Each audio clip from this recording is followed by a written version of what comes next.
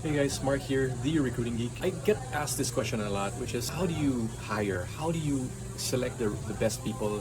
How do you interview? What questions do you ask? So I'm going to talk a little bit about the fundamentals of hiring. In order to understand how exactly to interview, you first need to understand what exactly you should be looking for and how exactly you should be deciding. So let's just kind of circle back into the fundamentals and let me ask the questions. Okay, what are the three things that you should be looking for when you make a hiring decision? Well, let me enumerate that first. So number one, skills fit. Number two, motive fit. And number three, culture fit. So you may have heard of those things, but let me define that a little bit for you. So number one is skills. Skills answers, can the person do the job? So as straightforward as that. And from there, you design all sorts of assessments, interview questions, and other processes to understand if the person can do the job. It's going to need to be clear exactly what the limitation is of each step of a hiring process. So interviews, you can never really truly assess somebody's skills through interviews. And in that sense, you need to decide what is the best tool for you to assess those skills. Is it a hands-on process? Is it for him to show you or walk you through exactly what he does? Is it through a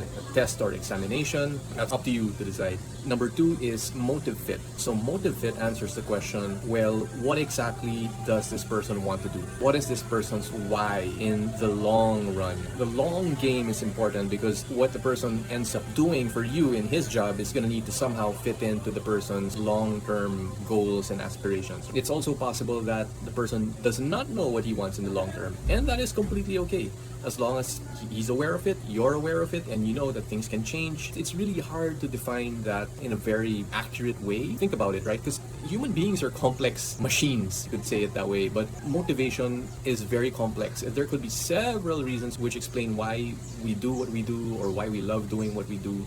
So it can be quite complex. You can ask somebody, but the answer may never be straightforward. Or there could be hidden things, or there could be reasons that are subconscious or may not be entirely known to the candidate. Right, so that's the long motive fit. But the short motive fit as well is, well, would the person want to do the specific work that you will be offering today? In a sense, well, will the person enjoy doing the actual job that's on the table? Will the person enjoy or tolerate doing all of the day stuff that your job requires? Yeah, it's also never straightforward, right? For myself, I dislike repetitive admin work, but some people love doing that. But some people, such as myself, I accept that I need to do that sometimes, and because it's part of the process. So I end up finding ways to be decent at it. May not be the thing that I love the most, but then I make up for that weakness in other ways. And I think the typical person is the same. They are not going to enjoy every single thing, but as long as it's something that they can tolerate to a certain extent, and that should be fine. But there's some people who say, hey, I really don't want to face customers. I don't want to have to deal with customer attitudes or something. Well, then that's something that somebody would not be able to accept at a certain job. So yeah, that's motive fit. And the third aspect is culture fit. It's a little bit poorly defined, right? But culture fit, I think, is coming from two things. One is, what is your company culture? What is your organization or team culture? And number two is, what culture, behaviors, or values does the applicant or the candidate possess? And then if we put together some sort of overlapping diagram, then we can see or analyze, where do these cultures overlap? How do these cultures overlap? Is there enough overlap of the important things that would make that candidate be enough of a good fit? Because there's never going to be an exact match in terms of culture fit, right? Those are the fundamental things that you should be looking at when you make a hiring decision. I've made so many hiring decisions in my life. I think that, and especially when you're doing mass hiring, sometimes you would accept if somebody were not a perfect match in all three aspects, right? But if they seem to be excellent on two areas, then you may say, okay, well, I'm going to take a risk on this. I'm going to gamble, and I'm going to say, okay, how can I develop this person's skills, given that his motive, his heart is in the right place. He wants to learn, he wants to improve, he wants to do the job. Skills are not there yet, but the potential is there, so I'm going to take a gamble on it. There's a lot of instances where maybe there's a culture fit issue,